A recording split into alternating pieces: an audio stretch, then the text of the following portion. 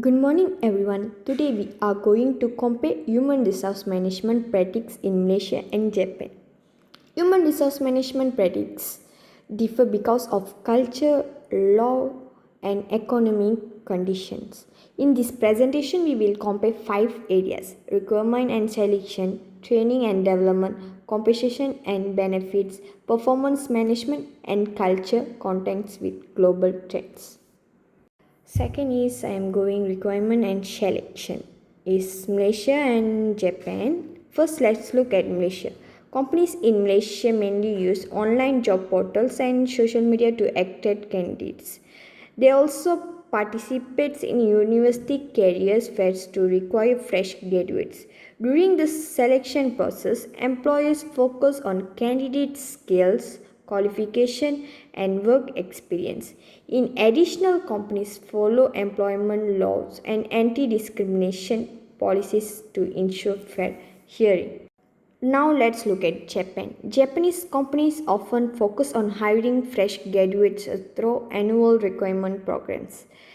Applicants usually go through aptitude tests and several interviews before being selected.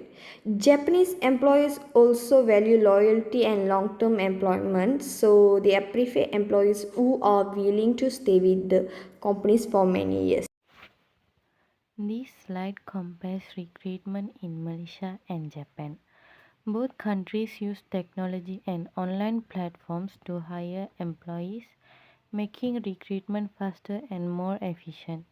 However, Malaysia mainly focuses on candidate skills and work experience, while Japan places more importance on loyalty, long-term commitment, and how well a candidate fits the company's culture. In this slide, I will explain the training and development practices in Malaysia and Japan. In Malaysia, companies provide workshop, seminar, and online learning programs to help employees to improve their knowledge and skills. They also encourage employees to earn professional certification which can support their career advancement. On the other hand, Japan focuses more on international training.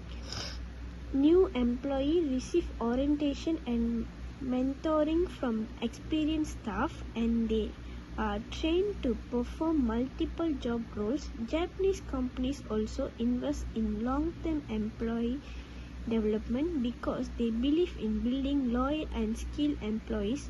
Overall, both countries value employee development, but Malaysia uses a mix of internal and external training, while Japan mainly focuses on internal training on long-term growth. This slide summarizes the similarities and difference between the two countries. The main similarity is that both Malaysia and Japan believe training is important for improving employee skills and helping organizations succeed. However, their approaches are different. Malaysia uses both internal and external training such as workshop and professional courses to develop employees. In contrast, Japan mainly relies on external training, mentoring, and learning through work experience within the company. They reflect Japan's focus on developing employees over the long term. Next, I will explain the compensation and benefits offered in both countries. In Malaysia, employees receive a salary, annual bonuses, and EPF and SOCSO benefits, medical coverage, paid leave, and performance-based rewards. These benefits are designed to motivate employees and reorganize their achievement. In Japan, employees also receive a salary, but they usually receive seasonal bonus instead of annual bonus.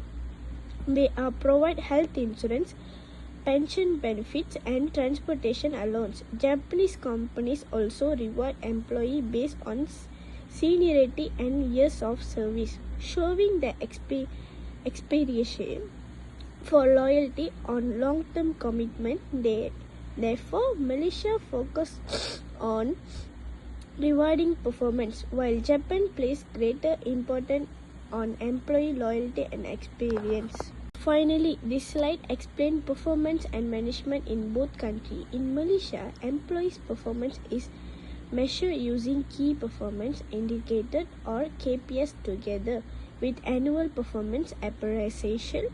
The focus is mainly on individual performance and achieving work target. In contrast, Japan places greater emphasis on teamwork, commitment, and continuous improvement. Employees receive regular feedback, and companies value their long-term contribution rather than only short-term result. In conclusion, Malaysia experiences individual performance while Japan focuses on teamwork, continuous development, and long-term commitment. This slide compares the workplace culture in Malaysia and Japan. In Malaysia, the workforce is multicultural with employees from different ethnic and cultural backgrounds. Companies also offer more flexible working arrangements such as hybrid work, and many organizations are adopting digital HR systems to improve recruitment, attendance, and employee management. In Japan, the workplace is more hierarchical, where employees show strong respect for seniority and authority. However, Japan is also adapting the global trends by increasing remote work opportunities and promoting workplace diversity, especially for the COVID-19 pandemic. Overall, both countries are embracing modernization, but they maintain their own unique cultural values. Value based education (VBE) promotes important values such as fairness, integrity, and respect. These values support the Sustainable Development Goals by encouraging gender equality (SDG 5), ethical and fair workplaces (SDG 8), and reducing inequalities (SDG 10).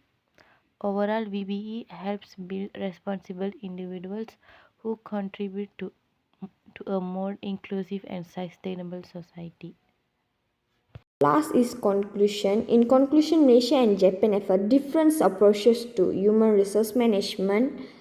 Malaysia has a flexible and multicultural human resource system that emphasizes diversity, adaptability, and performance-based practices. In contrast, Japan follows a more structured human resource management system that values long-term employment, loyalty, and organization commitment.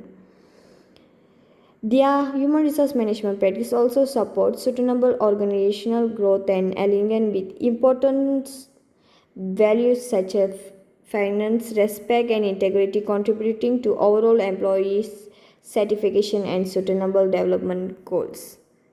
Thank you.